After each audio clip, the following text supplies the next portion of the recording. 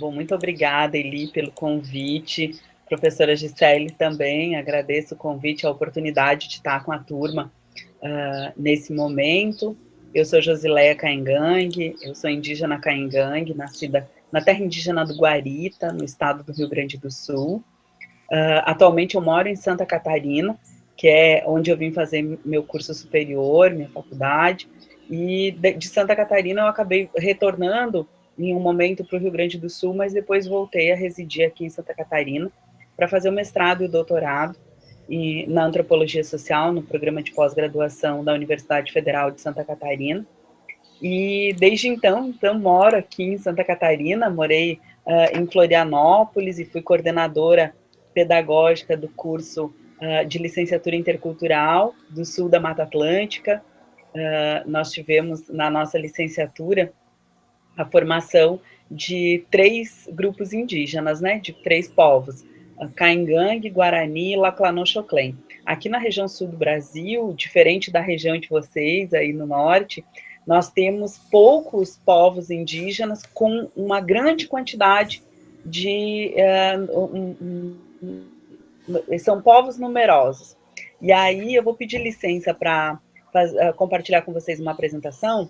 Eu fiquei muito em dúvida se eu compartilhava a minha pesquisa de doutorado, se eu compartilhava um pouco sobre educação, e aí queria perguntar a vocês, Eli, o que vocês acham mais interessante? Trabalhar com um pouquinho com essa perspectiva da educação, ou trabalhar com a perspectiva, e aí, óbvio, eu sempre posso trazer em uma e em outra, um pouquinho da tese do doutorado, um pouquinho da pesquisa que eu faço enquanto antropóloga.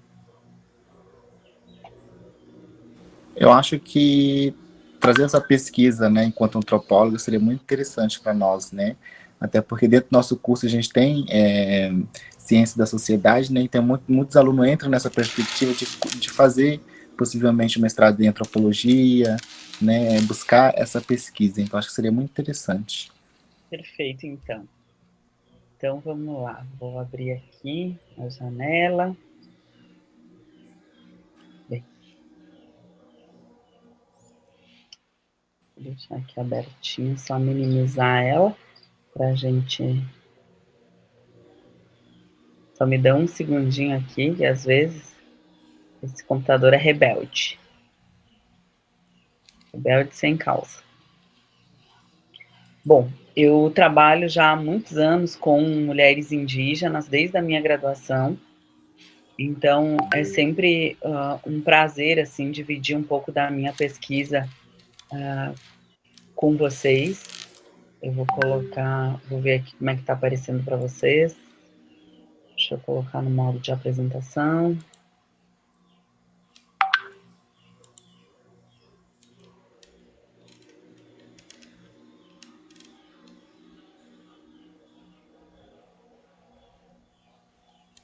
Deixa eu ver se eu consigo ver vocês aqui.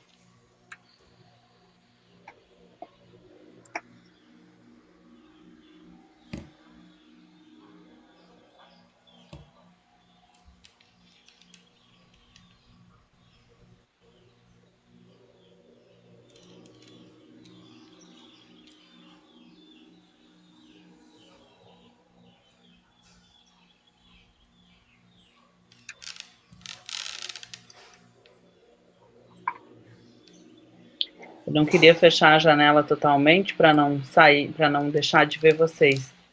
Mas eu acho que não vai ter outro jeito. Tudo bem para você estar aparecendo em tela grande? Tá sim, tá sim. Ok, então. Bom, qualquer coisa vocês me chamam, porque eu não estou vendo vocês, tá? Eu estou só com a tela aqui da apresentação. Bom, a minha pesquisa de doutorado, assim como a pesquisa de mestrado, e obviamente só com outro recorte de espaço, né, ela é voltada a mulheres indígenas.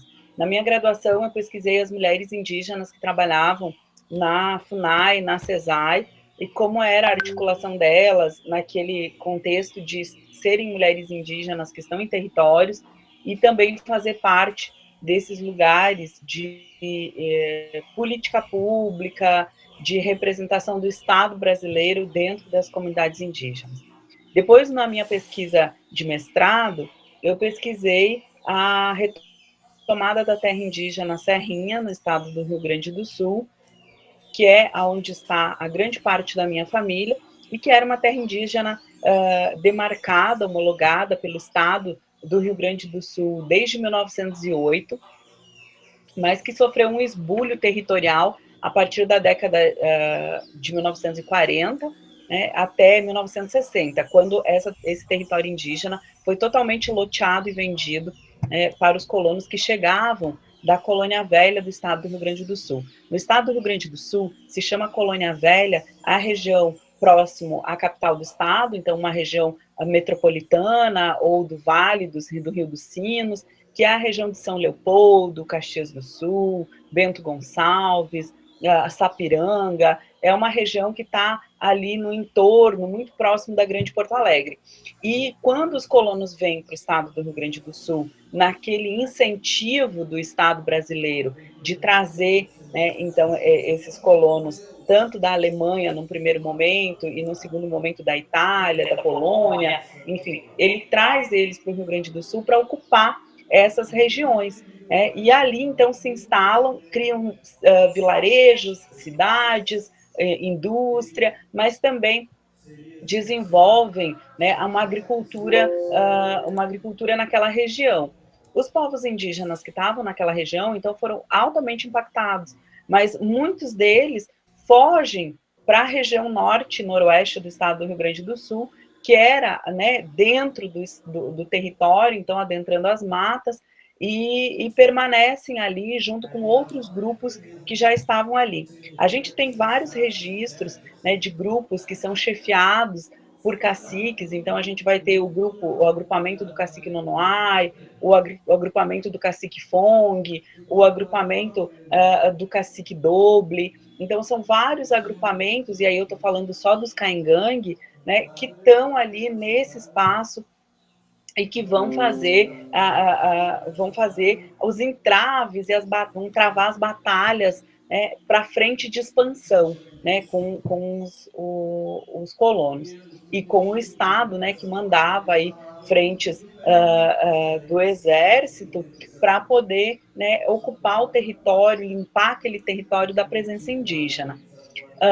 Bom, eu, como falei para vocês, nasci numa terra indígena que está bem a noroeste do estado do Rio Grande do Sul, então conheço bem a partir de ouvir muito das minhas avós, das minhas tias mais velhas, dos meus avós, assim como do nosso cuiã, né? Os cuiãs são os pajés no meu povo, na nossa língua nós chamamos de cuiã, que são as pessoas que sabem.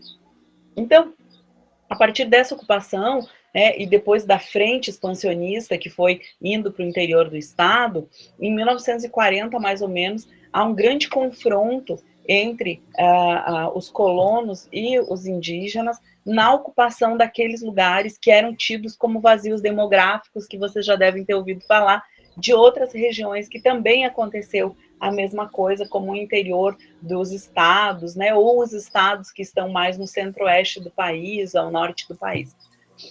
Bom, quando isso aconteceu, né, no meu território, no caso da terra indígena de Serrinha, foram todos tirados dali, carregados para outros territórios, para outras aldeias, principalmente para a terra indígena de Nonoai, que é uma terra indígena que era uma área gigante, uma área muito grande, mas ela era dividida entre aldeias, né, entre agrupamentos liderados por caciques. Então, os agrupamentos, eles eram de modo muito especial tratado pelo nome dos caciques, e era com eles que se faziam os diálogos. Em Serrinha, que era um território chamado Facauã, Facauã na minha língua significa Pinheiro Ralo, né? Então era nesse território do Pinheiro Ralo, né, e dos caciques ali que se tinha esse agrupamento que foi retirado.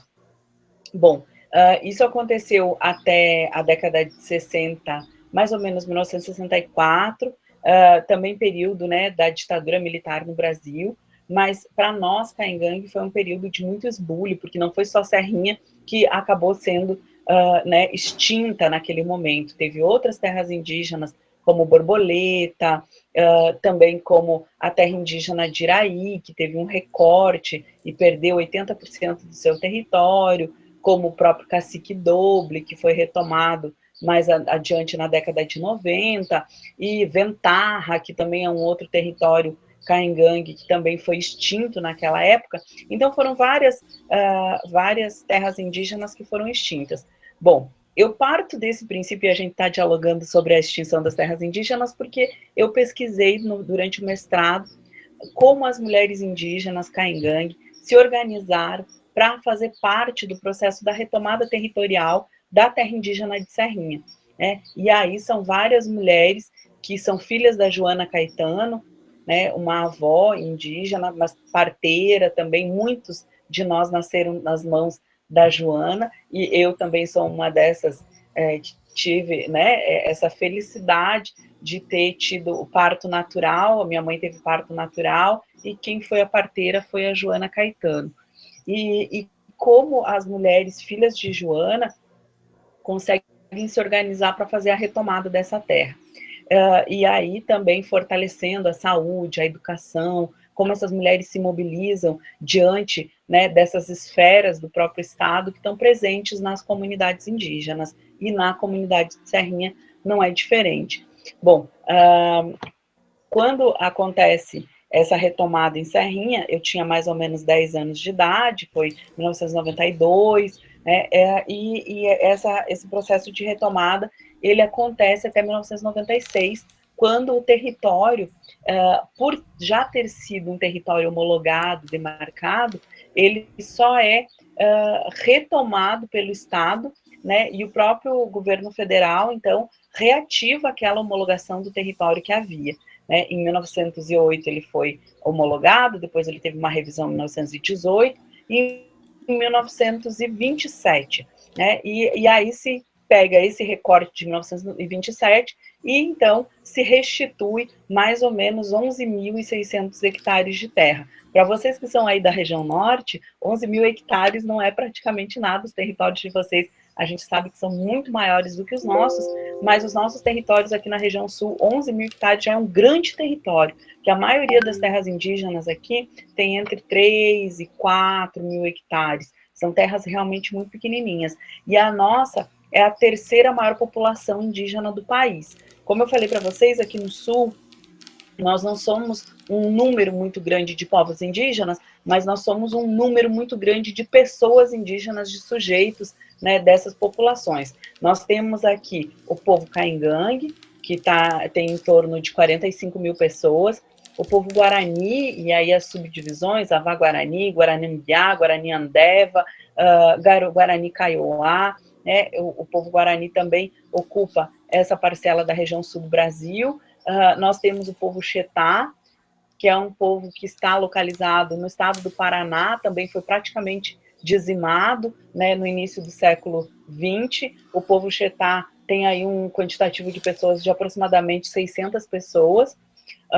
O povo Charrua, que é também uma população endêmica do estado do Rio Grande do Sul, vive em contexto urbano na região metropolitana de Porto Alegre, e o município de Porto Alegre foi quem deu a esses indígenas Charrua um território possível para moradia. Então foi o governo municipal quem conseguiu aí construir uma terra indígena que pudesse abrigar os Charrua. Charrua tem em torno de 300 pessoas, Charrua, e o povo Laclanô-Choclen, que é outra população, né, que tem agora uma segunda terra indígena, mas tinha apenas a terra indígena Laclanô-Choclen, que fica no Alto Vale do Itajaí, que é considerado aqui no sul do Brasil, aqui em Santa Catarina, o Vale Europeu, mas que não é um vale europeu, é um vale indígena. A gente tem tentado reforçar isso. E os Laclanô-Choclen, eles foram a última população a ter feito o contato com o não indígena. Então, a gente considera que os Laclanô-Choclen, eles têm aí um recente contato de mais ou menos um século, né? Em 2017, eles fizeram 100 anos do contato com o Eduardo Bern, que foi também um indigenista na época, né? A gente pode chamar assim, que ele foi uma das pessoas que fez o contato, e depois ele acabou sendo o algoz do próprio povo Xoclen, né? Ele praticou várias barbáries, praticava tiro ao alvo com as pessoas Xoclen, escravizava os Xoclen na produção, né, da agricultura no território Xoclen, aprisionava eles em condições subhumanas.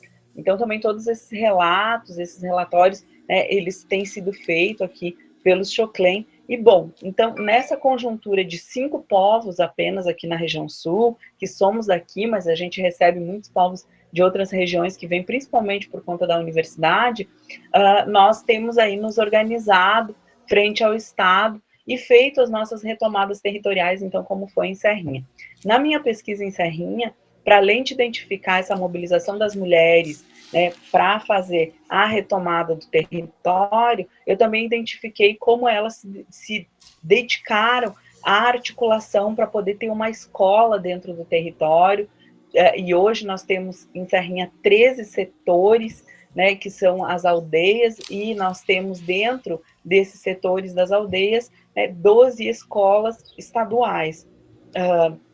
É um território que tem em torno de 6 mil indígenas, e como as mulheres também organizaram um instituto, que é uma organização da sociedade civil, né, um Instituto Caingangue, e o Instituto Caingangue é, né, o promotor, e aí foi quem gestou o projeto do primeiro ponto de cultura indígena do Brasil, né, fez parte aí do segundo edital para pontos de cultura do Ministério da Cultura na época do governo Lula, isso em 2003, 2004, e a implementação do ponto de cultura se deu em 2006. E a partir do ponto de cultura, como as mulheres, né, trabalharam em diversas frentes, desde a recuperação dos grafismos, né, do nosso povo, que estão registrados na nossa cestaria, mas aí resgatando ele para outros suportes, né, a gente pode dizer assim, desde a tecelagem até os grafismos e a pintura corporal, mas também as pinturas em tela. Então, como as mulheres fizeram e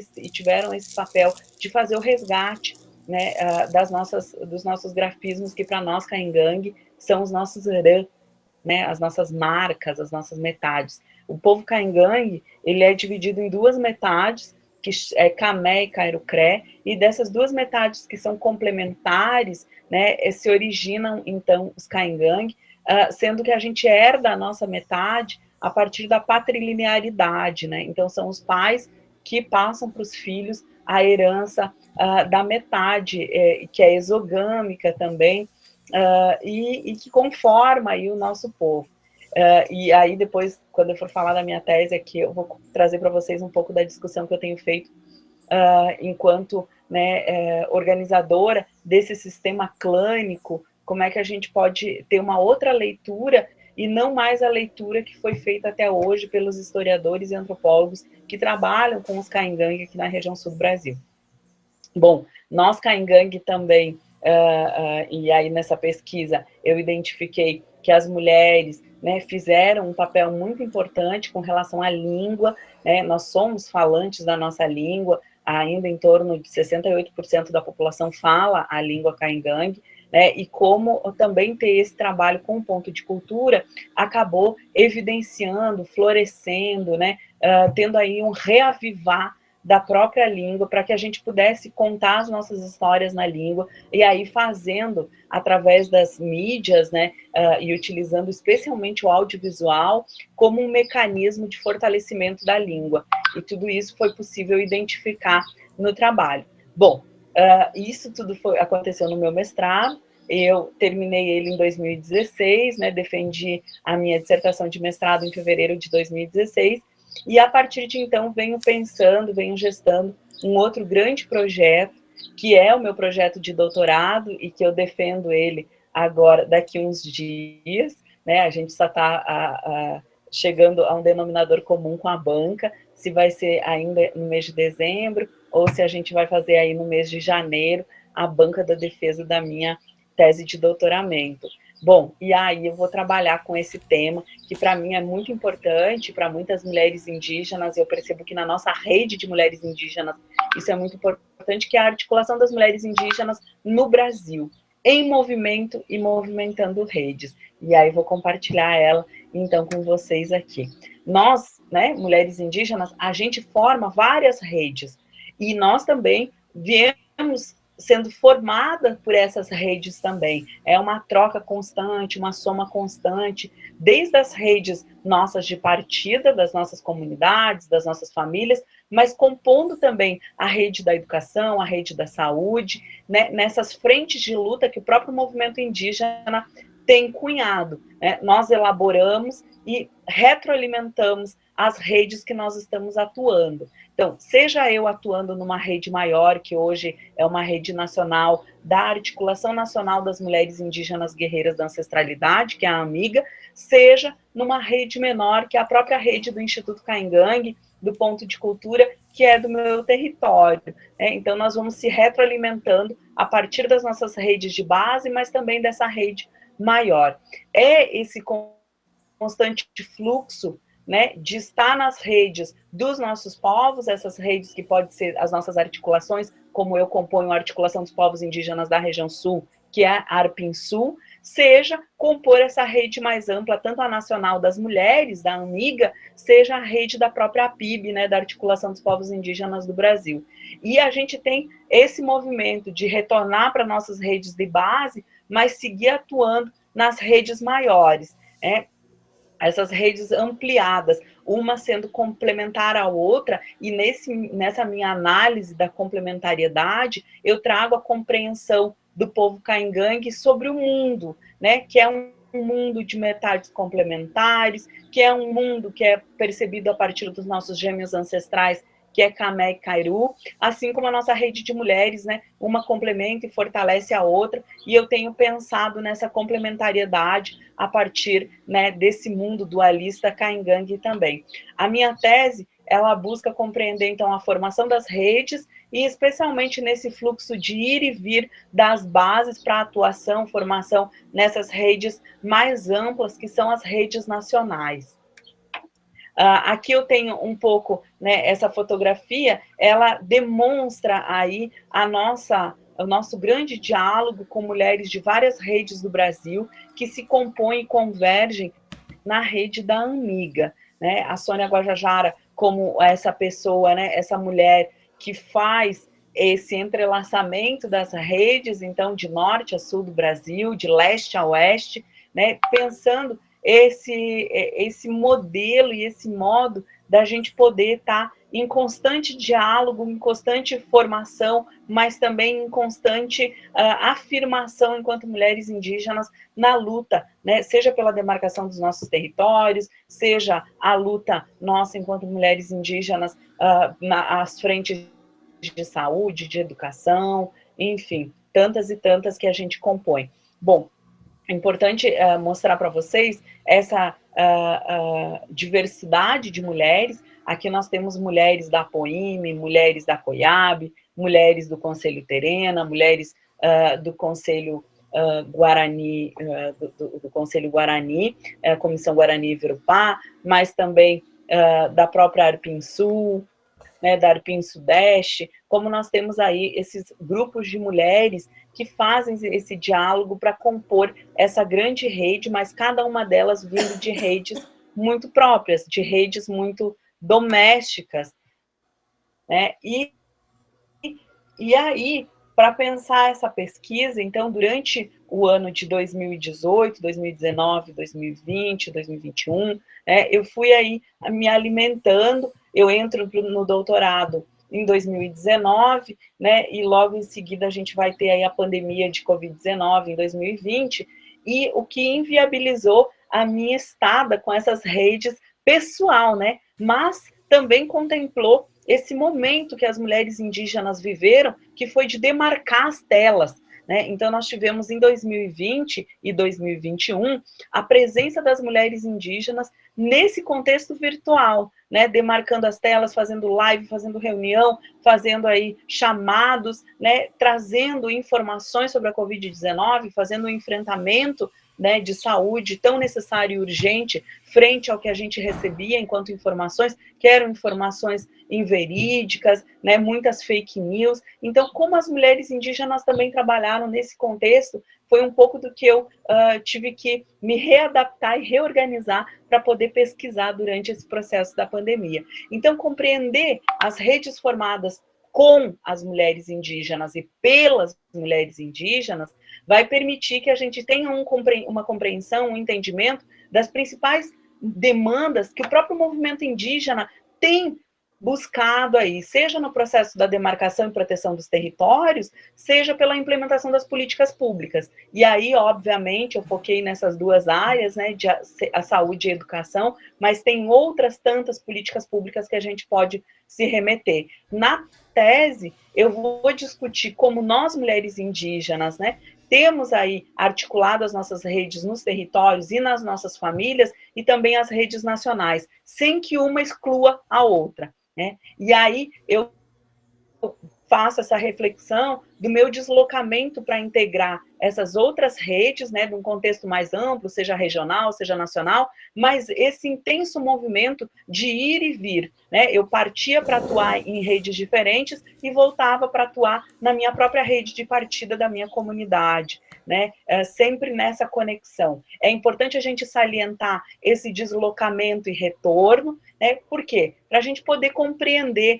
que, embora essas redes parecem ser muitas vezes distantes da rede doméstica, ela é uma constante complementariedade, como eu disse para vocês, assim como o dualismo clânico dos Caingangue, que é sobre essa perspectiva, sobre essa ótica que eu vou pensar a minha tese, sempre atuando, né, de forma a dar continuidade aos nossos fluxos, aos nossos caminhos, que vão se convergir em alguns momentos e vão se separar também em outros. Isso não significa que vai ficar deslocado, isso significa que em algum momento eles vão voltar a se conectar novamente. Bom, e aí, né, um pouco do resumo da minha tese, que é compreender o deslocamento e o retorno como complementares, né, nesse fortalecimento das redes das mulheres indígenas, como dualismo clânico, sempre atuando de forma a dar continuidade nos fluxos e nos caminhos, né, que se convergem, se separam, se reconectam, enfim, é em suma a tese condutora dos 5 capítulos que eu propus para a minha tese de doutorado. E aí as palavras-chave que eu utilizei para a pesquisa foi articulação, mulheres indígenas, movimento e redes, né, porque são essas redes que eu analisei.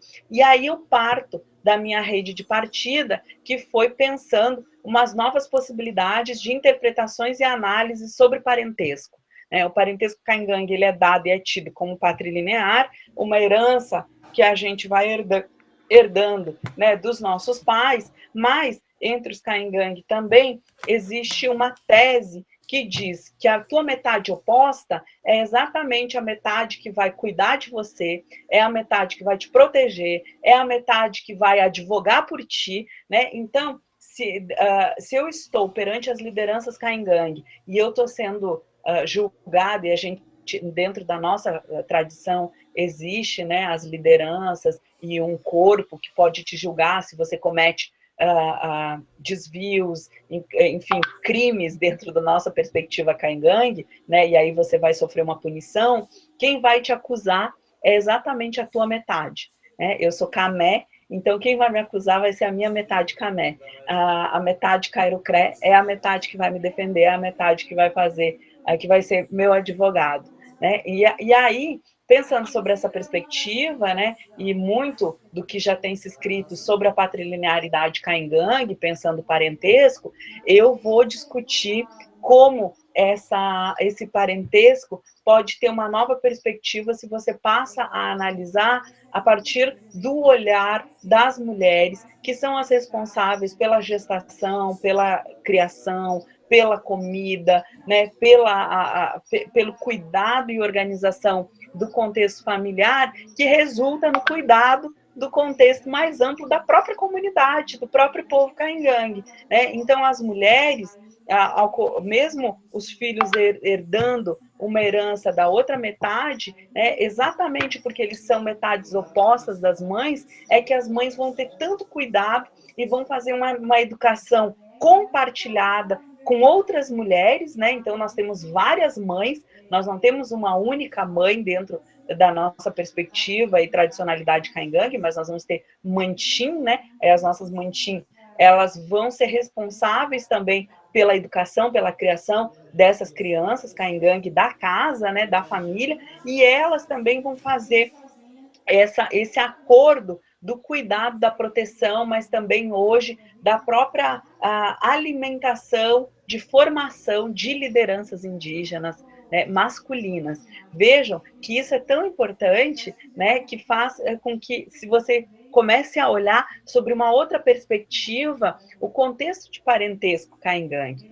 E para nós, como nós temos essa maternidade compartilhada, né, as irmãs sempre vão ser mães dos filhos das outras, assim como elas vão ser avós quando uma delas for avó, todas serão avó. A gente tem um contexto de troca de irmandade, então, ao invés de primos, né, e primas, os filhos das mesmas mães, das mães irmãs, vão ser irmãos também, né, ao invés de ter esse contexto de primos, né, e nós vamos ser também mães dos filhos das nossas primas, dentro dessa perspectiva não indígena. Então, esse cruzamento e esse olhar a partir das nossas casas, para compreender as nossas comunidades e trazer uma outra perspectiva da representação feminina, da representação de gênero e da importância, né, dessas mulheres na própria formação das casas, comunidades caingangue, para o nosso povo, ela é muito importante. Então, eu parto dessa discussão para compreender essas redes também de partilha que as mulheres têm, que as mulheres caingangue têm, né, e como é que elas têm compreendido esse lugar de ter novas gestações que não sejam de filhos biológicos e que não sejam de filhos humanos, como é a gestação das próprias organizações de mulheres nos territórios, a gestação também, por exemplo, do Ponto de Cultura, que já fez 15 anos, agora vai fazer 17 anos, né, como elas conseguiram gestar esse ponto de cultura, cuidar como um filho, sendo um filho de várias mães, compartilhando aí esse processo, né, de criação, de cuidado, de fortalecimento da língua, dos grafismos, enfim, dessas novas possibilidades também de sustentabilidade com projetos, né, que visem aí o fortalecimento dos próprios artesanatos que as mulheres indígenas, né, vendem aqui na região sul, que as mulheres caingangue trabalham. Então, como essas mulheres, a partir desse conceito de parentesco, né, e dessa compreensão de que elas fazem uma gestação compartilhada, elas também estão dando outros formatos e outras leituras para o que não era discutido, né, dentro das nossas comunidades e simplesmente estava ali. Mas não está ali só por estar, está porque alguém partilha, está porque alguém realiza, está porque essas mulheres, né, desde sempre fazem essa gestação. Bom, a outra rede que eu vou trabalhar é uma rede de educação, né, entre a casa, a comunidade e a universidade, pautando esse lugar que é a escola e essa filha da comunidade, dessas mães, que é a escola, né, então a escola também como esse sujeito, né, a escola que no primeiro momento para as caingangue foi visto, né, como o outro, né, como algo que não pertencia a nós, e como ela passa a ser adotada pelas mulheres, pelas professoras, pelas mulheres da comunidade, merendeiras, enfim, as mulheres que trabalham nesse contexto da educação e que vão aí gestar a escola de uma outra forma, pensando a escola como parte da comunidade, né, e fazendo da escola também um sujeito não humano que se torna um filho das próprias mulheres, pensando a educação voltada para a comunidade, aí esse fortalecimento da escola a partir das ações das mulheres, especialmente, né, para a língua, para o fazer, a arte do fazer, do trabalhar com as mãos, né, sobre o artesanato caingangue, fortalecendo a nossa necessidade de estar conectado com a nossa origem clânica, né, então cada um sabendo quem é, de qual metade pertence, como que são os nossos irãs, preocupadas, né, com esse fortalecimento da nossa tradicionalidade. E pensando que essas mulheres vão fortalecendo esses corpos, né, para que eles possam ir para a universidade e fazer um debate sobre esse corpo-território das mulheres indígenas que chegam na universidade, aí abrindo um pouco o leque e trazendo o debate para as várias universidades brasileiras, que tem aí um número de mulheres bem substancial, embora as mulheres não sejam em número equitativo com os homens, né? Nós temos um número muito maior de homens na universidade do que de mulheres indígenas, e aí discutir um pouco os impedimentos, impeditivos que fazem com que essas mulheres não adentrem a universidade, ou quando adentrem, né, a universidade, infelizmente, elas façam parte desse número de desistentes, né, de pessoas que não conseguem permanecer na universidade exatamente porque não há políticas que assegurem a permanência dessas mulheres que muitas vezes já são mães e vão para a universidade com os seus filhos e não têm aí um papel da própria universidade com uma política que assegure que essas mulheres permaneçam na universidade. Aí vou fazer uma discussão sobre essa política também e essa rede de atuação das próprias mulheres para fazer incidência nas universidades, nesse contexto da educação escolar indígena, né, e poder fortalecer esse debate. Bom, nas redes de saúde, eu pensei um pouco a partir da própria rede de partida, falando dos veicatá, que para nós caingangues, os veicatá são os remédios do mato, né? Os remédios, então, que não são dessa medicina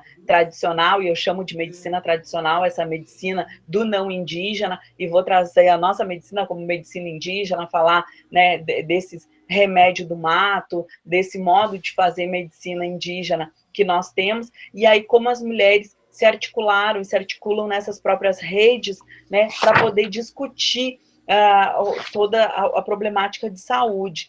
Para além disso, essa rede de saúde, né, que as mulheres tiveram que se organizar para poder fazer o combate, o controle na pandemia de Covid-19, e a importância dessas mulheres para fazer essa discussão, mas para fazer o enfrentamento, desde de preparar os chás e os banhos para o fortalecimento dos nossos corpos dentro das comunidades, até, né, essa negociação que as mulheres indígenas fizeram com o Estado ou com outras organizações para garantir que as suas comunidades tivessem o mínimo necessário, desde a alimentação, no nosso caso aqui no sul do Brasil, porque nossos territórios são pequenos e não dão conta de produzir alimento suficiente para as nossas comunidades, até essa grande discussão que as mulheres fizeram num contexto maior, seja com a própria Secretaria Especial de Saúde Indígena, né, através da Frente Parlamentar pelo Direito dos Povos Indígenas, capitaneado pela deputada Joênia Wapichana, com outros parceiros, seja, né, aí também nessa frente parlamentar discutindo com a própria FUNAI, ou com a Caixa Econômica Federal, em algumas lives que eu participei, para que os povos indígenas tivessem acesso, né, ao auxílio emergencial. Então, como essas mulheres também capitanearam essas discussões e foram também para frentes, né, das barreiras sanitárias, foram produzir máscaras, enfim, conseguiram aí um desdobramento desde a tradução para as nossas línguas indígenas do que vinha, né, desses profissionais de saúde, desses órgãos de saúde, que foi a Fiocruz, que foi a própria Abrasco, e como traduzir essas informações para chegar até os nossos parentes, para dizer, fica na aldeia parente, que foi a primeira grande mobilização que as mulheres indígenas dessa rede nacional da Amiga fizeram em 2020, né, essa mobilização de live, de falar com os parentes de cada bioma, sempre trazendo essa necessidade da gente ficar na aldeia, da gente não sair, e também, né, quando houve a necessidade de fazer essa grande mobilização para o vacina parente, né, que a gente não ia se transformar em jacaré, que a gente não ia ter mutação genética. Então, como as mulheres também capitanearam esse discurso, esse diálogo, essa construção com as próprias redes de saúde, sempre considerando, né, esse importante papel do envolvimento das mulheres para concretizar, né, essas ações, para concretizar essas redes, para estar aí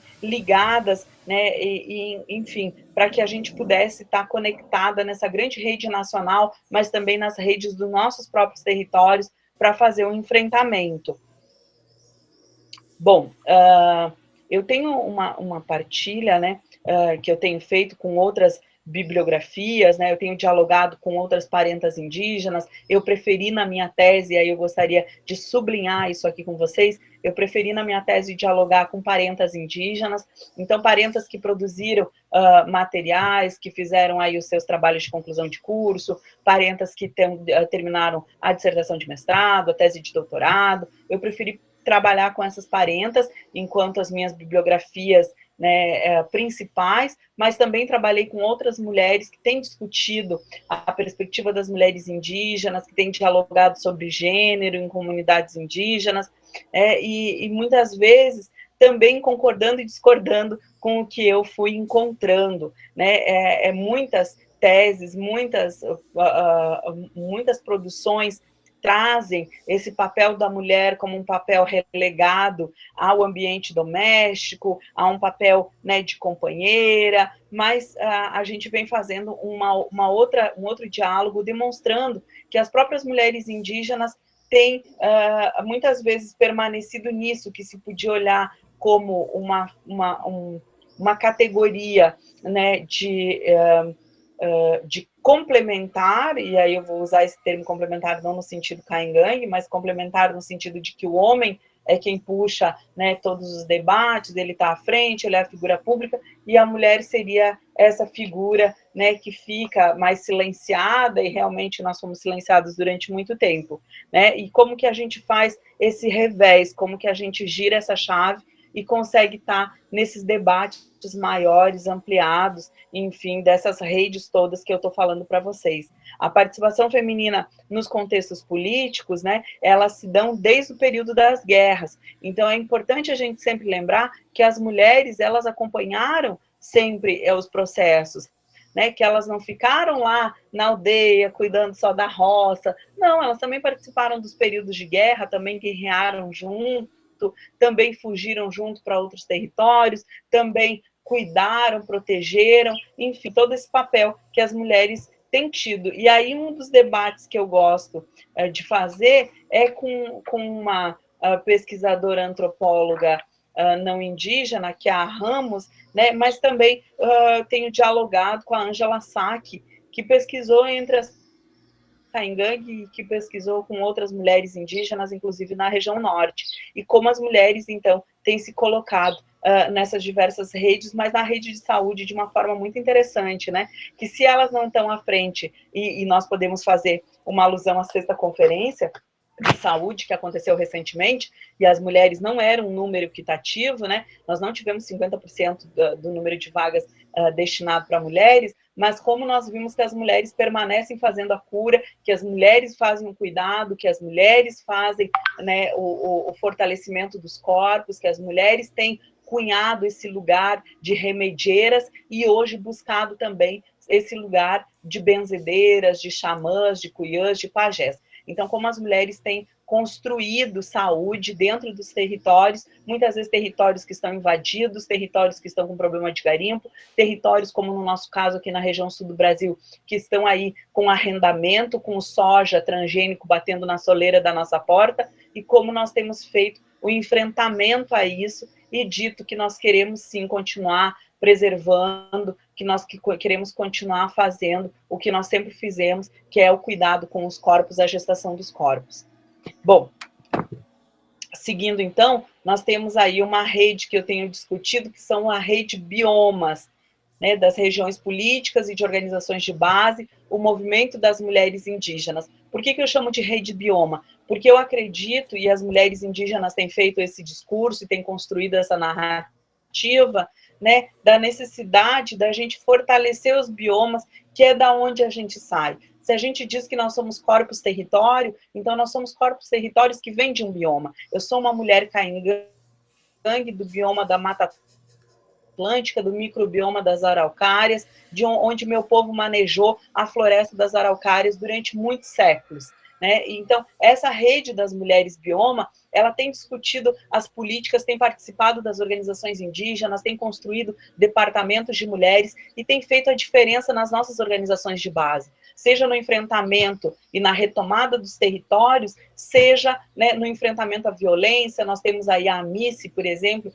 que é uma articulação de mulheres indígenas do Ceará, que tem debatido muito essa questão da violência, da violação dos corpos das mulheres indígenas, conseguiu construir uma lei lá no Ceará que leva o nome de uma mulher indígena que foi brutalmente assassinada, uma mulher pitaguari, né, e que tem mobilizado outras mulheres indígenas a também participar tanto das organizações de base, quanto de fazer as discussões sobre a Lei Maria da Penha, sobre as violências de gênero, sobre a construção de uma educação que dê conta das nossas necessidades, de uma saúde que dê conta das nossas necessidades, fortalecendo cada vez mais umas às outras. Então, discutir esse conceito bioma e trazer ele para as mulheres indígenas é fortalecer essas redes que elas estão formando, que elas compõem, que elas dialogam e que elas têm, seja dentro das suas famílias, seja essas redes mais ampliadas. Bom, deixa eu ver o que mais que eu posso compartilhar aqui com vocês.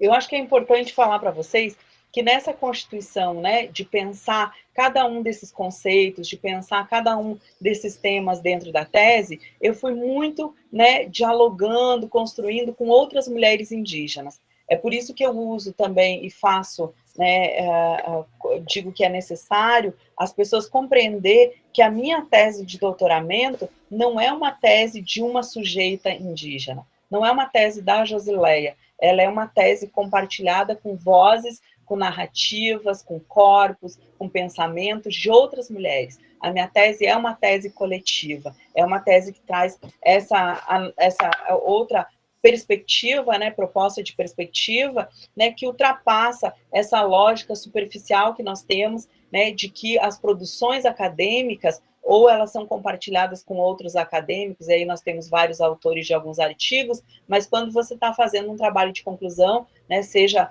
um trabalho de conclusão de curso de graduação, de mestrado, de doutorado, ele é um trabalho solitário, e eu não acredito nisso, eu acredito que é um trabalho compartilhado, né? Nós, mulheres, aí, nós temos construído uma rede de laços, né, que é afetivos, sanguíneos, não sanguíneos, de parentesco ou por agregação, né? Nós estamos fazendo essas trocas de informação umas com as outras e nós conseguimos aí articular ideias e muitas vezes essas próprias ideias elas vão se fortalecendo, sendo construídas, gestadas e vão sendo paridas aí ao longo do tempo nesses formatos, né, da academia também, que é as produções acadêmicas de pesquisa, que são resultados da nossa pesquisa. E aí, gente, então, com essa rede dos biomas, das regiões, é importante porque eu tenho dialogado com essas organizações de mulheres, né, das bases de mulheres.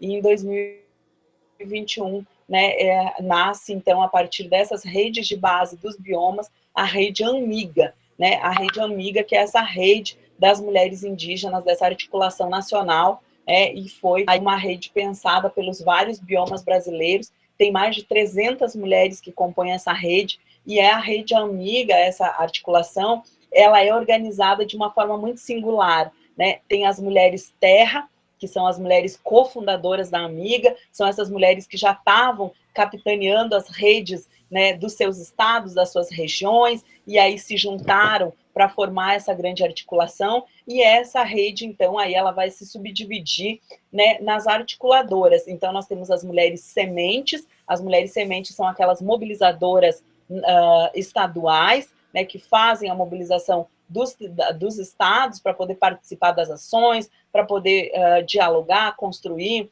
fazer proposta de política pública, fazer incidência, enfim, são essas mulheres sementes. E aí nós temos as mulheres raízes, que são as mulheres articuladoras dos territórios, que estão capitaneando várias frentes aí nos territórios, enfim, então são essas mulheres que estão aí em rede raízes, sementes, terra, e as mulheres água, que são essas mulheres que têm feito os diálogos internacionais, que tem se disposto a fazer uma caminhada no chão do mundo, né, como a gente tem dito, do chão da aldeia para o chão do mundo, e fazendo, né, essas discussões sobre mudanças climáticas, sobre biodiversidade, sobre esses diálogos de construção que precisa o Estado brasileiro, mas também as organizações e organismos internacionais, debater e construir junto ao movimento indígena, junto com as mulheres indígenas, para que a gente possa dar conta de ter, né, o nosso trabalho, o que nós viemos fazendo dentro dos territórios, que é o cuidado, que é uma gestação cuidadosa, né, seja do território, seja da educação, seja da saúde,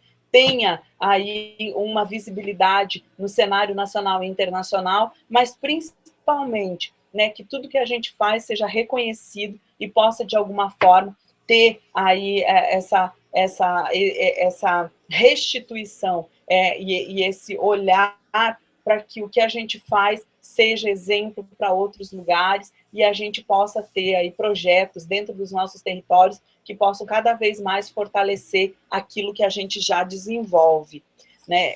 E aí a Rede Amiga essa grande rede de mulheres indígenas que esse ano de 2022 se desafiou, né, a ir para os territórios, que já realizou a primeira Marcha Nacional das Mulheres Indígenas em 2019, a segunda marcha em 2020 e em 2021 foi a segunda marcha, em 2022 né, a Rede Amiga, então, se dispõe a fazer grupos de diálogo e de incidência nos territórios, foi para 22 territórios indígenas, para os 6 biomas brasileiros, né, discutir emergência climática, violência e violações de direitos das mulheres indígenas, sociobioeconomia, a participação das mulheres indígenas nos espaços de poder, né, e esse amadurecimento das mulheres indígenas. A Rede Amiga, a partir dessa perspectiva da participação das mulheres indígenas em espaço de poder, ela também pôde aí, fortalecer as mulheres indígenas que estiveram candidatas, né,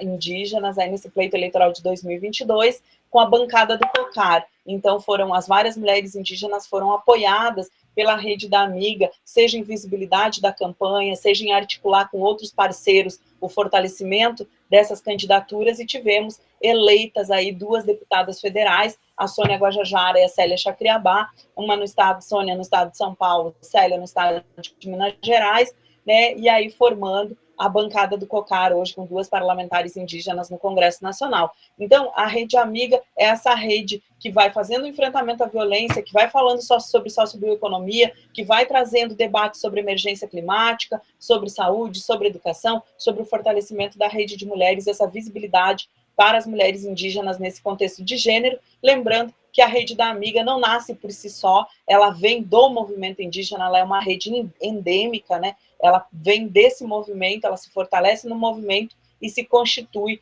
né, nessa discussão de gênero, visto a necessidade que nós, enquanto mulheres indígenas, estamos tendo, né, de fazer o nosso debate, os nossos enfrentamentos com esse recorte também, né, para que a gente tenha menos feminicídio nos territórios indígenas, menos violência, mas que a gente possa dar visibilidade também às mulheres indígenas que estão à frente nos territórios fazendo as lutas e muitas vezes estão aí, né, violadas, violentadas, ameaçadas, e outras tantas mulheres que têm tentado se fortalecer e fortalecer a economia dentro dos territórios. Então a Rede da Amiga vem para fazer esse debate, vem para somar as várias vozes e para construir com outros parceiros possíveis, né, essa grande articulação para fortalecer todas as mulheres, né, nesses eixos que eu falei para vocês. Bom, Hutatin, muito obrigada. Essa foi um pouquinho da apresentação, né, do que eu tenho pesquisado, para que vocês pudessem conhecer um pouco dessa pesquisa de doutorado, né, essa pesquisa que para mim é muito importante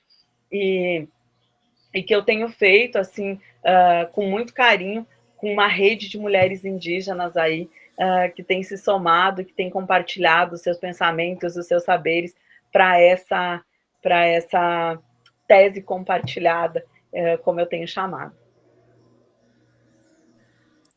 Nossa, muito interessante essa pesquisa, né? Desde da graduação para o mestrado e agora para o doutorado, né? Como você vem trazendo, né? O corpo, né? Da mulher, né? Como você vem trazendo o corpo, o território, né? E tudo aquilo que a mulher representa, não só dentro do território, mas como fora do território, né? Vocês falam as mulheres na saúde, na educação, nos biomas, nas lutas, né? E essa unificação mesmo das mulheres na rede, tanto na esfera da comunidade, quanto na esfera municipal, quanto na esfera estadual e a esfera nacional e a nível internacional.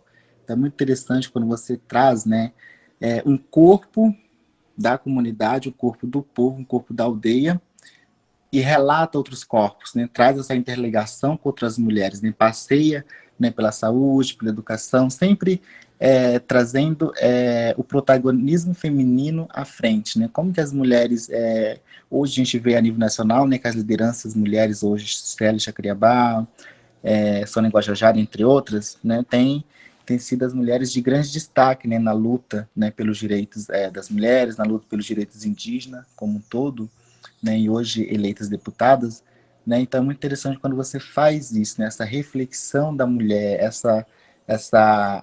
esse protagonismo feminino indígena hoje, né, que muitas vezes sempre foi visto como acho que como um ser, né, que não tinha muita importância, que era visto como uma mulher que as mulheres só ficavam na aldeia, cuidando dos filhos e cuidando da roça, né? Tudo bem, essas mulheres, tem muitas mulheres hoje que estão nos territórios fazendo isso, né? Mas tem outras mulheres que decidiram também buscar, né, essa luta pelo território, porque eu sempre costumo dizer, né, que quem sente dentro do território são as mulheres, né? Acho que é por isso que as mulheres hoje elas têm se levantado cada vez mais e se unido cada vez mais dentro do movimento e dentro da luta pelo direito das mulheres, porque são elas que sentem lá dentro do território, né? São elas que sentem, foram elas que foram violentadas, né? Foram elas que foram estrupadas, foram elas. Então hoje a gente vê que a mulher indígena ela tem se tornado uma grande força, né, dentro da luta pelos direitos. E partindo desse pressuposto, eu queria perguntar para você, assim, você mostrou para a gente, né, o seu trabalho, né, o que você entende, assim, acho que a sua antropologia hoje, né, está sendo ligada ao território, à mulher, mas assim, no seu pensamento, Josi, o que você entende de antropologia, né? Se você hoje você está trazendo nos seus trabalhos a luta, a mulher, a rede das mulheres, hoje como você entende a sua participação dentro da antropologia, na sua participação da antropologia, e como a antropologia tem contribuído na sua vida, tanto pessoal, né, e na sua vida profissional hoje? Obrigada, Eliandro. Bom, eu posso dizer para vocês que a antropologia ela me atravessa de várias formas, né? Desde de que eu era criança, assim, e foi muito interessante, desde sempre, assim, esse diálogo, né, que eu vi acontecer dentro do território. Sempre nós tivemos a presença de antropólogos, especialmente porque a gente estava num espaço de retomada, então os laudos que foram feitos, e a minha mãe era uma das mulheres indígenas que estava à frente do processo, então a antropologia ela foi me atravessando de diversas formas, até eu escolher, né, o caminho da antropologia. Eu percebo que a antropologia ela contribui muito com a gente, com nós, povos indígenas, de várias formas, seja desde os laudos até as pesquisas que foram feitas sobre os nossos povos, que vêm sendo feitas, as discussões importantes sobre as nossas línguas, sobre parentesco, sobre as nossas tradicionalidades, tudo isso é importante, né? Toda essa construção que a antropologia fez, que os antropólogos fizeram, antropólogas fizeram, elas se somam para a gente poder ter vários respaldos do que a gente fala.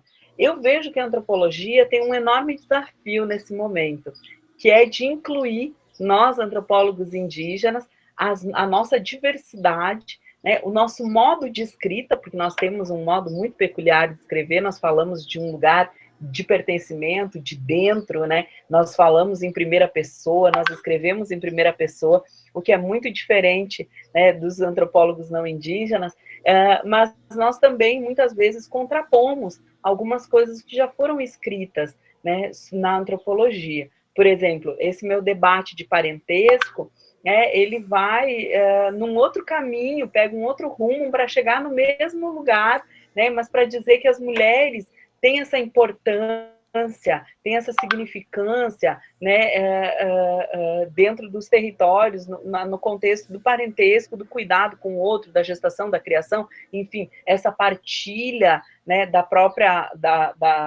maternidade, né, essa maternidade compartilhada, como a gente chama.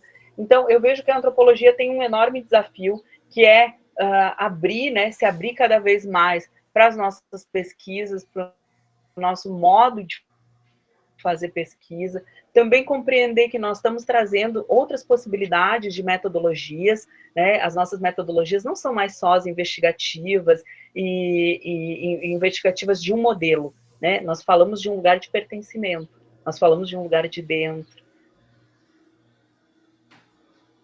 Nós temos essa alteridade também.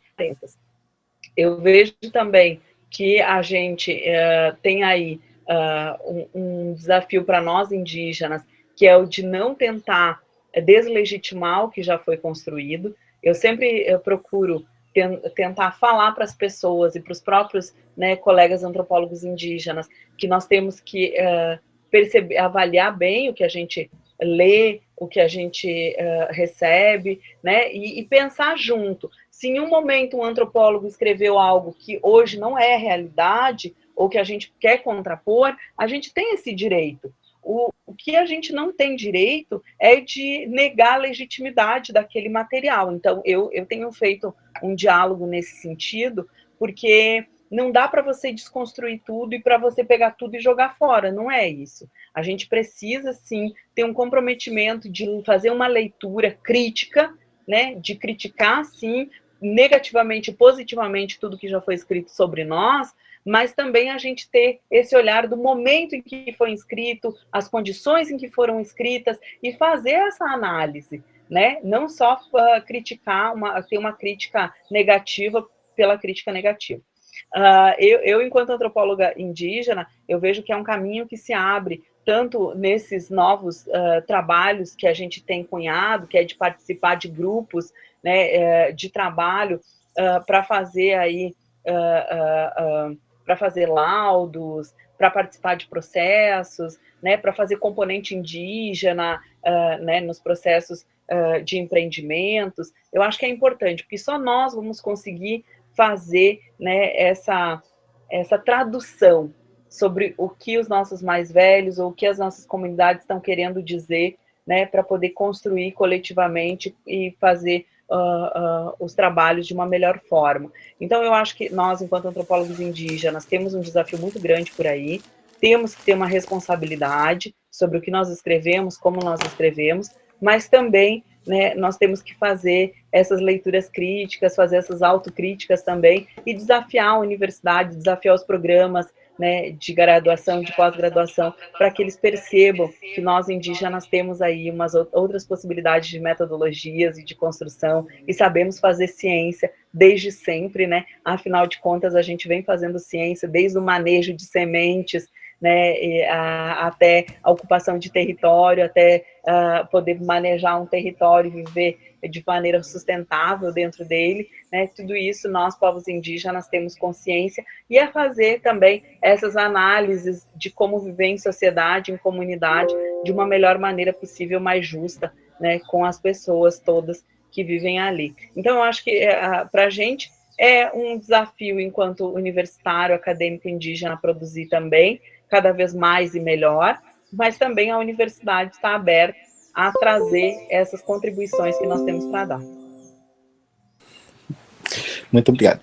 Assim, já que você traz muito para protagonismo indígena, eu queria saber, assim, na sua visão de antropólogo, na sua visão de pesquisadora, enquanto pesquisadora do direito e da participação das mulheres, né, o que você, assim, pensa ou já refletiu, né, sobre alguns povos que ainda hoje é machista, mas eu não sei se é por conta da cultura, se é do povo, né? O que você pensa sobre isso?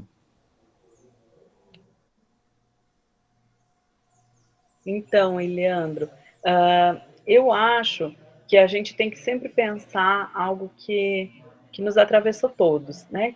Foi o processo de colonização. O processo de colonização ele foi muito violento, né? Os colonizadores, eles não dialogavam nem com as suas próprias mulheres. Imaginem se eles iam dialogar com mulheres indígenas.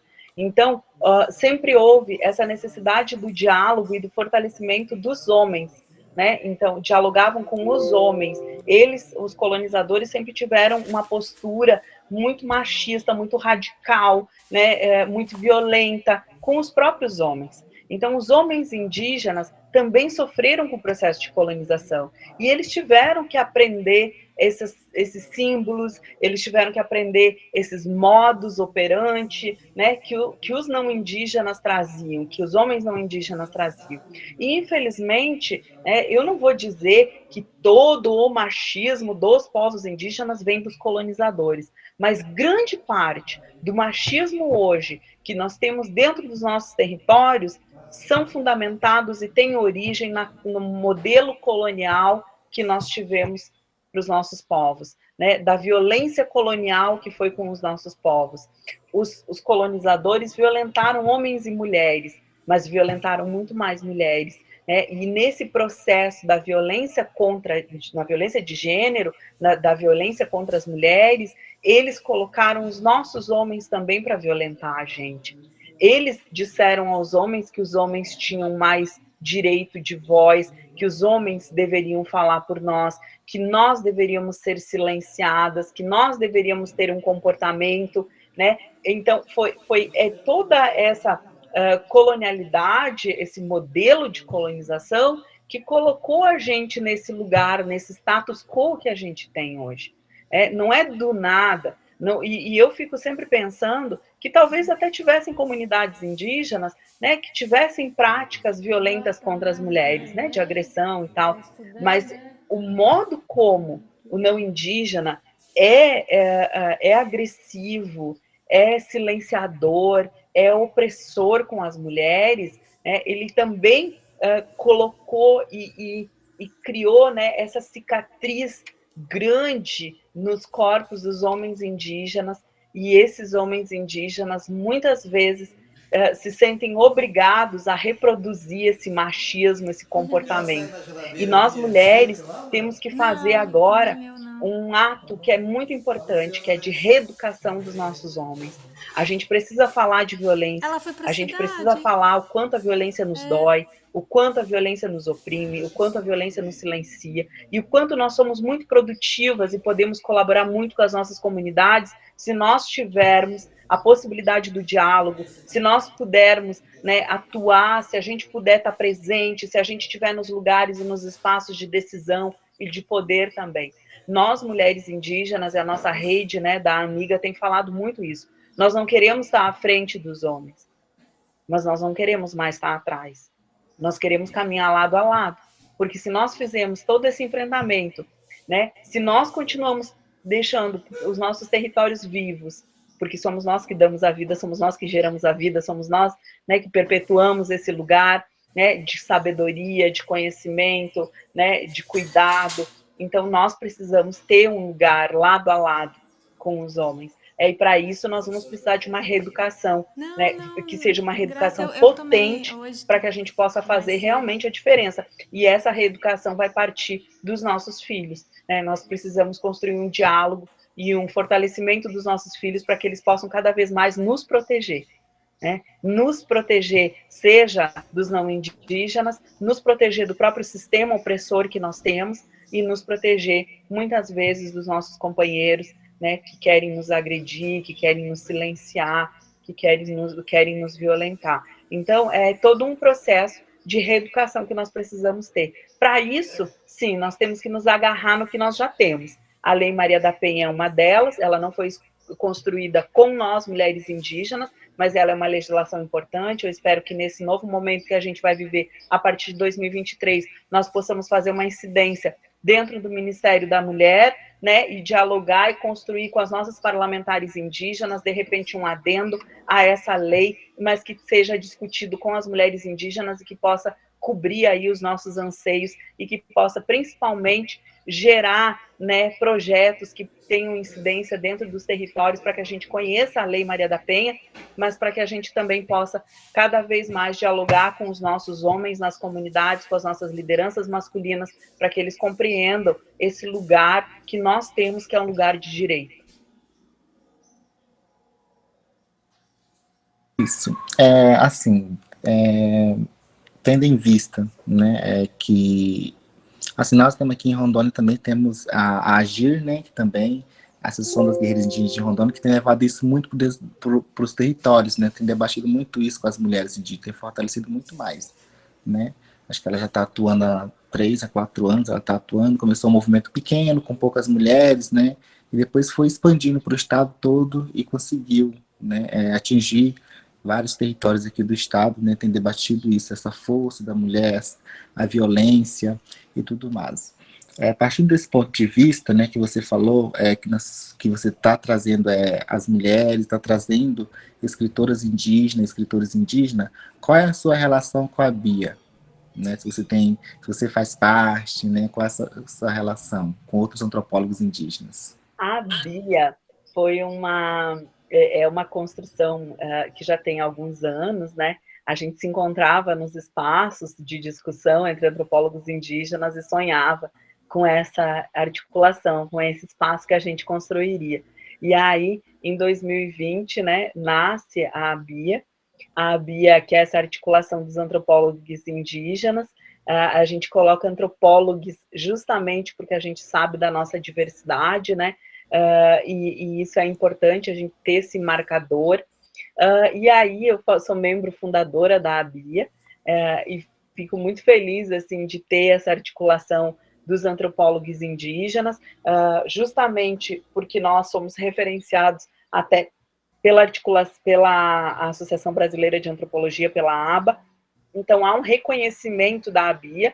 Nós temos antropólogos indígenas em todas as regiões do Brasil, e hoje nós já somos uma rede com mais de 200 antropólogos indígenas, e isso é super importante, porque a gente está cada vez mais nos somando para contribuir e para fortalecer tanto os nossos territórios, quanto o nosso movimento, a nossa luta. Isso é fundamental para que a gente possa realmente dar uma resposta, um resultado, né, aos nossos territórios. A Bia, ela tem essa perspectiva, né? Então, nós temos aí uma atuação que agora ainda está um pouco tímida, mas eu acho que tudo é uma construção, né? A gente já fez muitas coisas, a gente participa das conferências, a gente participa dos congressos, a gente está lá marcando presença, discutindo nas mais diversas linhas de pesquisa. Então, é importante que cada vez mais os antropólogos indígenas possam se somar à BIA e possam fortalecer a nossa instituição. Muito bom. A gente conversou com a Braulina Banil, acho que foi terça-feira. Ela também falou muito sobre a Bia. Acho que a pergunta mais difícil agora que eu vou fazer, por que antropologia? Acredito que não seja tão difícil. Então, por que antropologia? Eu falei para vocês, né? Eu venho de uma família de muitas mulheres que fizeram a retomada da terra indígena de Serrinha, no estado do Rio Grande do Sul. E lá na década de 90, eu não entendia direito o que era aquelas camaradas que ficavam entrando e saindo no nosso território, faziam um monte de pergunta para minha mãe, ficavam na nossa casa, dormiam lá embaixo do barraco de lona, né? Porque a gente fez a retomada. E eu não entendia direito o que eles queriam, o que eles estavam fazendo ali, se eles não eram da FUNAI, né? Eu pensava, na minha imaturidade, né, de criança, se eles não eram da FUNAI, se eles não eram da FUNASA, se eles não eram advogados, se eles não eram do CIMI, se eles não eram do COMIN, então o que eles eram? Né? Por que eles estavam ali? O que eles queriam? E aí, ao longo do tempo, fui compreendendo. Depois a gente fez a retomada, o nosso território foi demarcado, eles continuaram com uma presença constante, sempre mudando. Um ano era outro, aí 2, 3 anos depois voltava aquele um que tinha sumido para trazer uma impressão, né? Aquele materialzinho impresso lá da dissertação, da tese, não sei o quê, e vinham, voltavam para a aldeia, enfim.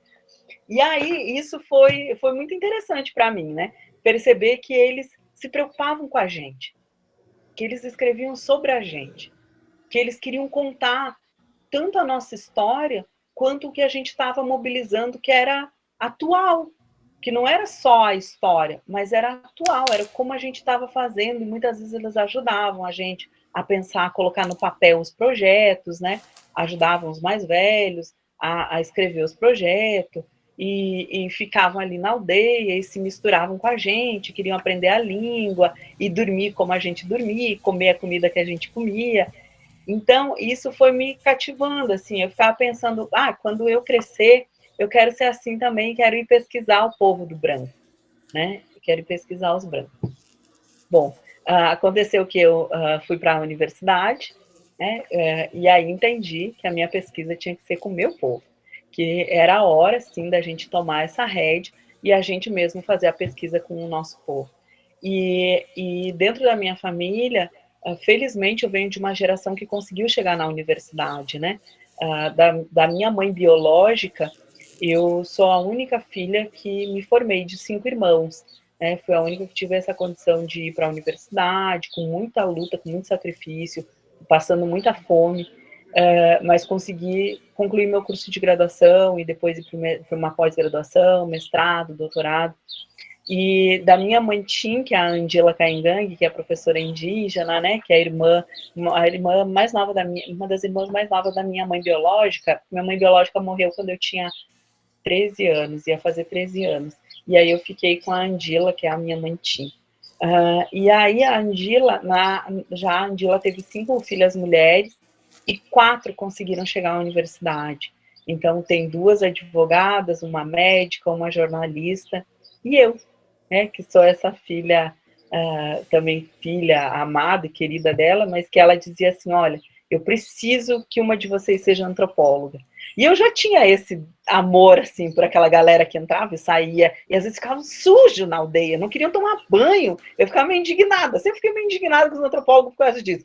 Pô, galerinha que não gosta de banhar. E pra gente aqui no sul, a gente banha de manhã, a gente banha à tarde, a gente banha à noite, e é frio, mas não tem problema, a gente acostuma banhar desde cedo.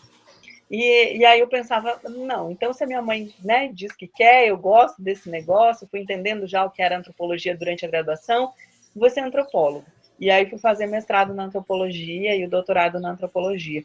Então, um pouco do que me conquistou para a antropologia foi esse movimento, né, de querer sim escrever sobre o que a gente já fez, como a gente mantém a nossa tradição, mas sobre o que a gente está fazendo para manter a nossa tradição e como nós estamos desenrolando aí os papéis, desenvolvendo as nossas comunidades e cada vez a gente também vem reativando, remodelando, né, esse nosso conceito de tradição, de cultura, né? Eu não gosto de falar de cultura porque remete a um outro debate, né, da antropologia, mas das nossas próprias tradições. Então, como a gente vem se reevoluindo, se reordenando para que a gente possa continuar permanecendo enquanto povos indígenas, em cada povo com as suas singularidades, cada povo com a sua tradicionalidade. A antropologia é uma ciência que te permite fazer tanto essa pesquisa, tanto esse entendimento, mas também te permite contribuir cada vez mais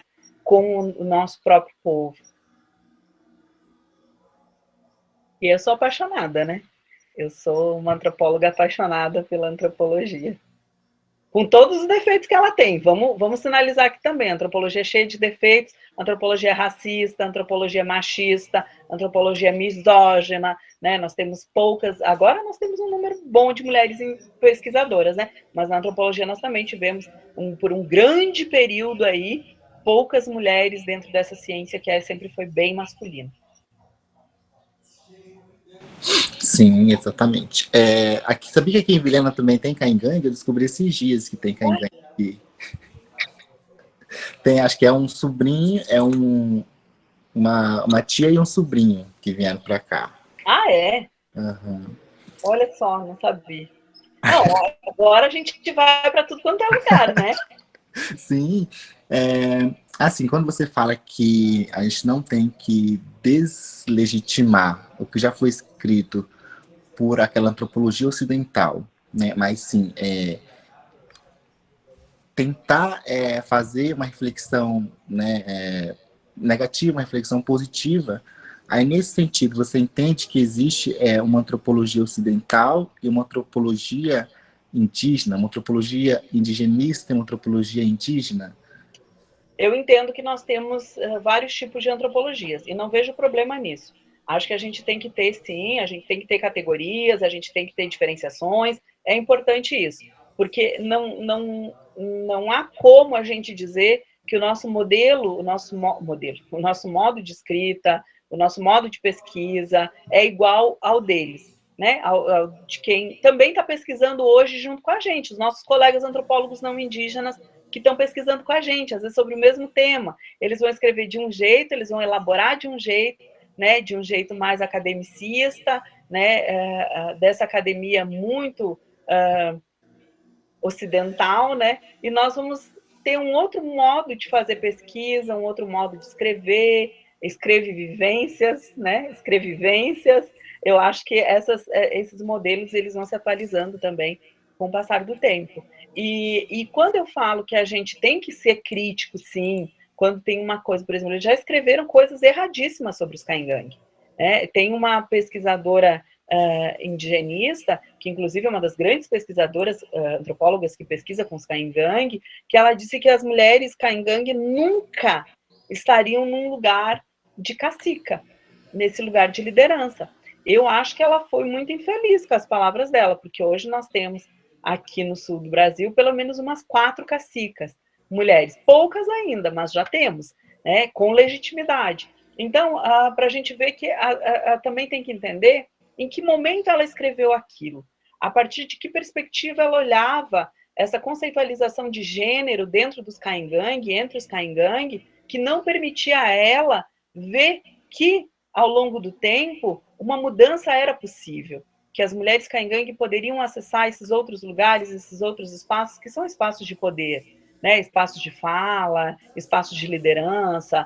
Então, eu acho que a gente não pode fazer só a crítica dura, né? Claro, quando tem uma coisa absurda, a gente precisa criticar. Inclusive, hoje em dia, existem antropólogos que têm escrito, que têm falado por nós, que têm feito coisas horríveis, né? Que têm, inclusive, lives aí no YouTube, eles falando que nós somos os neo-índios, né? Que nós somos índios de ONG, que nós somos não sei o quê, sabe? Que não foi bem assim, a colonização do Brasil não foi tão difícil, que a gente fica se vitimizando. Então, tem vários tipos de antropólogos e antropologias que eles vêm fazendo, né?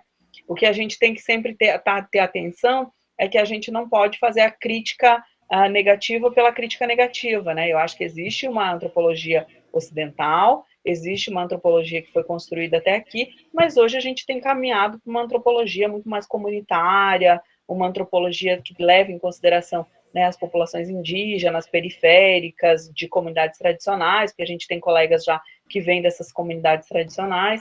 Então, é isso, assim, eu acredito que a gente tem que ter, não pode ter uma regra única. A depender do que nos é posto, a gente precisa fazer a avaliação e analisar como a gente vai se reportar ou se comportar com relação àquilo. Interessante. E sua relação com os antropólogos não indígenas? Como é que é? Depende.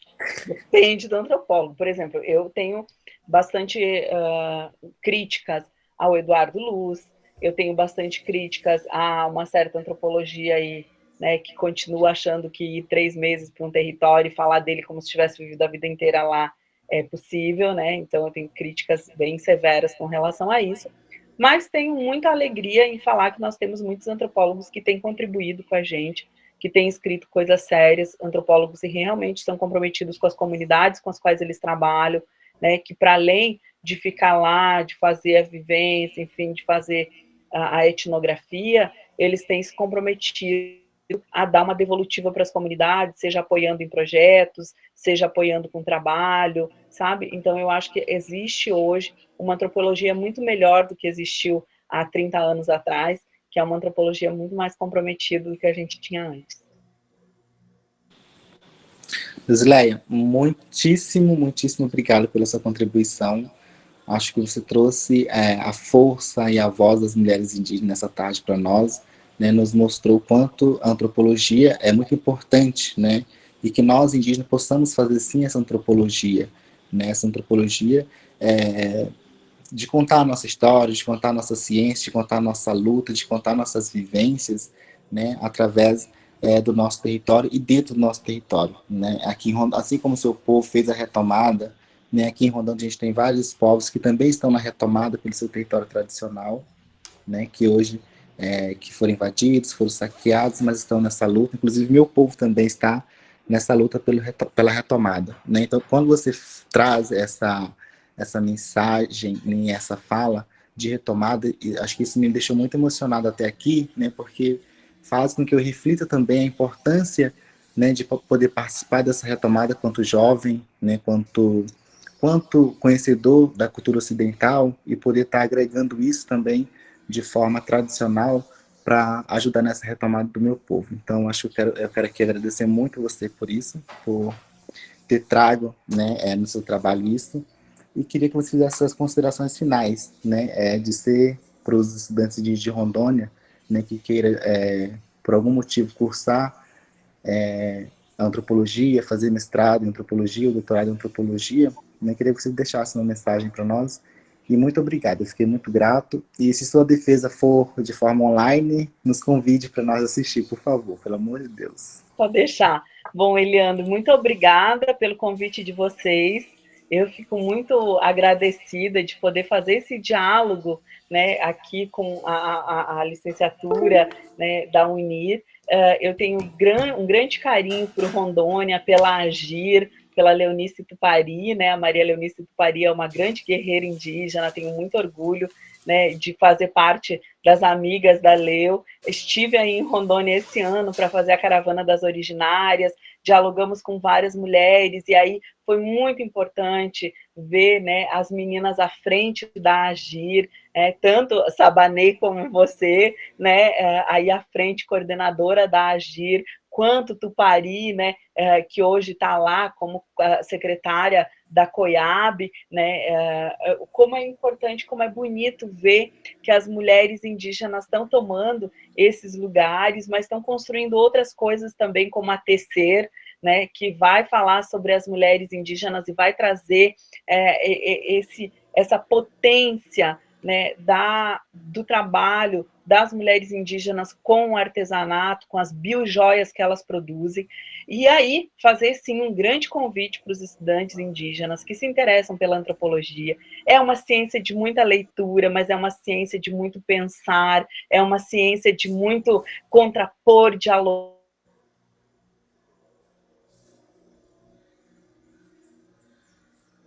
Travou.